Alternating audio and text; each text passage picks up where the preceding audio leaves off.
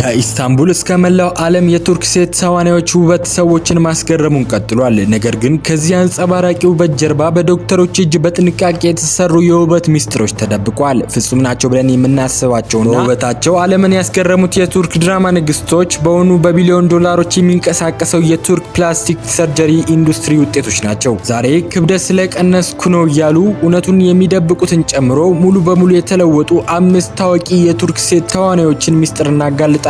አንደኛ ላይ ያስቀመጥኩላችሁን ተዋናይት የድሮ ፎቶዋን ስታዩ አይኖቻችሁን ማመን ነው የሚያቅታችሁ። በዚህ አጭር ቪዲዮ 5 ሰርጀሪ የተሰሩ የቱርክ ሴት ተዋናዮችን እናያለን። ለዚህ ቻናል አዲስ ከሆናችሁ ደግሞ ሰብስክራይብ ማድረጋችሁ እንዳትረሱ። መልካም ቆይታ።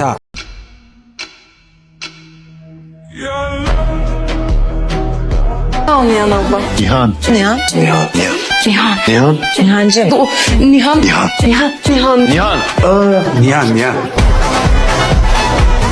አምስተኛ ኤብሩ ሻይን በመላው ዓለም በተለይም ሪያንና ደሲን በተሰኙ ድራማዎቿ የምታውቋትና በአካል ብቃቷ የምትታወቀውን የኤብሩ ሻይን የለውጥ ጉዞ በቱርክ ሲኒማ ውስጥ እጅግ አስገራሚ ከሚባሉት ውስጥ አንዱ ነው። ምክንያቱም የድሮ ፎቶዎቿን ስንመለከት አሁን በስክሪን ላይ የምናያት ሴት እሷ መሆኗን ለማመን በጣም ከባድ ነው። ኤብሩ ወደ ትወና ዓለም ከመምጣቷና ዝነኛ ከመሆኗ በፊት በጣም ግልጽ የሆነና ትልቅ ለውጥ ያመጣ የአፍንጫ ቀዶ ጥገና አድርጋለች። የድሮ አፍንጫዋ ሰፋ ያለ በመሃል ላይ ከፍታ ያለውና ወደታች የወረደ ነበር።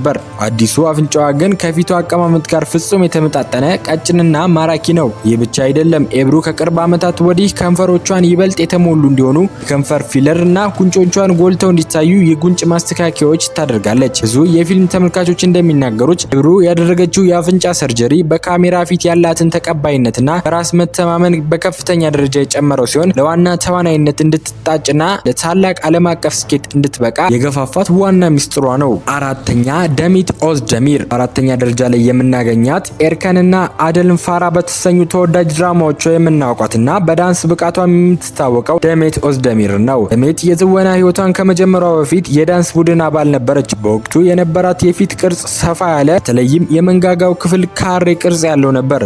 አሁን ግን የደሚት ፊት ይበልጥ ረዘምና ቪ-ሼፕ ቅርጽ የያዘ ሆኗል። ይህ ለውጥ ሊመጣ የቻለው በትልቅ ሰርጀሪ ሳይሆን በጥንቃቄ በተደረጉ ተከታታይ የሜዲካል ውበት ህክምናዎች ነው። ደሚት በመንጋጋው አካባቢ የሚገኙትን ጡንቻዎች ለማላላትና ፊቷን ቀጭን ለማድረግ የሜስቴር ቦቶክስና የቺን ፌለር ትጠቀማለች። ይህ ማስተካከያዋ ተፈጥሯዊ ውበቷን ሳይቀንስ በካሜራ ፊት ይበልጥ ማራኪ እንድትሆን አስችሏታል።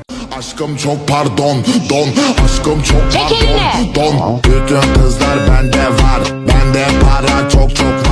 ሶስተኛ ዴላን ዴኒዝ በሶስተኛ ደረጃ ላይ የምናገኛት በችኩር ድራማ ላይ በሴና ገጸ ባህሪ የማይረሳ ትወና ያሳየችውንና የቀድሞውን የቱርክ ቆንጆ ሚስ ዩኒቨርስ ቱርኪ ዴላን ዴኒዝን ነው። ዴላን በተፈጥሮዋ እጅግ ማራኪና ረዥም ሴት ናት። ሆኖም ግን በቅርብ ዓመታት ውስጥ ባደረገችው የፊት ሰርጀሪ የገዛ ደጋፊዎቿን ጭምር በእጅጉ አስደንግጣለች። ዴላን በተለይ አይኖቿና የቅንድቧ አካባቢ ወደ ላይ እንዲሳቡ የሚያደርገውን ፈረንሳይ ሊፍት የተባለውን የሰርጀሪ አይነት ትጠቅማለች። ይህ ሰርጀሪ ከተደረገ በኋላ በማህበራዊ ሚዲያ ላይ ከፍተኛ ትችት የደረሰባት ሲሆን ብዙዎች የድሮ ውበትሽን አጠፋሹ በማለት ቅሬታቸውን ገልጸዋል። ዴላን ራሱ በወቅቱ በተሰጣት አስተያየት ተከፍታ እንደነበርና አሁን ላይ ግን ፊቷ ቀስ በቀስ ወደ ራሱ ተፈጥሯዊ አቀማመጥ እየተመለሰ መሆኑን ገልጻለች። ሁለተኛ ነስሊያን አታጉል በሁለተኛ ደረጃ ላይ የምናገኛት በካራሳፍዳ ድራማ ላይ በኒሃን ገጸ ባህሪ በመተወን በአረብ ሀገራት በላቲን አሜሪካና በአፍሪካ እጅግ ታላቅ ዝናን ያተረፈችውን ነስሊያን አታጉልን ነው። ነስሊያን በተለይ በትልልቅ ጥልቅና ስሜት በግልጽ በሚያሳዩ ማራኪ አይኖቿ ትታወቃለች። የሷ የውበት ጉዞ ልዩ የሚያደርገው እንደ ሌሎቹ ተዋናዮች ፊቷን ሙሉ በሙሉ አለመቀየሯ ነው። ነገር ግን ይህ ማለት ፊቷ ላይ ምንም አይነት የህክምና እገዛ አላደረገችም ማለት አይደለም። ነስሊያን በተፈጥሮዋ ከአይኖቿ ስር የዘረመል የሆኑ ማበጦችና ጥቁረቶች ነበሩባት። ይህ ደግሞ በረጅም ሰዓታት ቀረጻ ላይ ድካምና የእድሜ መጨመርን ያሳያል። ተዋናይቱ ይህንን ችግር ለመቅረፍ ከአይን ስር የሚገኘውን ስብን የማስተካከል ቀዶ ጥገና አድርጋለች። ይህ ሰርጀሪ የአይኗን ስር ፍጹም ለስላሳና ብሩህ አድርጎታል። ከዚህም በተጨማሪ የአፍንጫዋን ጫፍ ከድሮ ይበልጥ ቀጠን እና ወደ ላይ ከፍ ያለ ሆኗል። ይህ ረቂቅ የሪኖፕላስቲክ የሷን ተፈጥሯዊ የሞንጎሊያ የፊት ውበት ሳይቀይር በካሜራ ፊት ይበልጥ ማራኪና እንከን የለሽ እንድትሆን አስችሏታል። አንደኛ ሃንደ ኤሪቼል በመጀመሪያ ደረጃ ላይ የምናገኛት በኢንስታግራም ብቻ ከ30 ሚሊዮን በላይ ተከታይ ያላትና በዓለም አቀፍ ደረጃ እጅግ ተወዳጅ የሆነችውን ሃንዴ ሪችልን ነው። ሃንዴ ወደ ትወና ዓለም በገባችበት መጀመሪያ አካባቢ ጎኒሽ ኪዝላር በተሰኘ ድራማ ላይ ፊቷ ክብ፣ ጉንጮቿ ሞላ ያሉና በጣም ኪዩት የሚባል የተፈጥሮ ገጽታ ነበራት። ነገር ግን ባለፉት ዓመታት የሃንዴ ፊት ሙሉ በሙሉ ተቀይሯል። ምንም እንኳን እሷ ራሷ እኔ ምንም አይነት ሰርጀሪ አላደረኩም ክብደት ስለቀነስኩ ነው ብላ ታስተባብልም፣ የውበት ባለሙያዎች ግን ይህንን አይቀበሉትም። ሃንዴ ፊቷን ይበልጥ ረጅምና ስል ለማድረግ የጉንጭ ስም ማጥፊያ ሰርጀሪ ማድረጓ በግልጽ ይታያል። እንግዲህ ተመልካቾችን እነዚህ ተወዳጅና ታዋቂ የቱርክ ተዋናዮች በካሜራ ፊት ፍጹም ሆኖ ለመታየትና የኢንዱስትሪውን ከፍተኛ የውበት መስፈርቶች ለማሟላት የሕክምና ሳይንስና የሰርጀሪ እገዛን ተጠቅመዋል።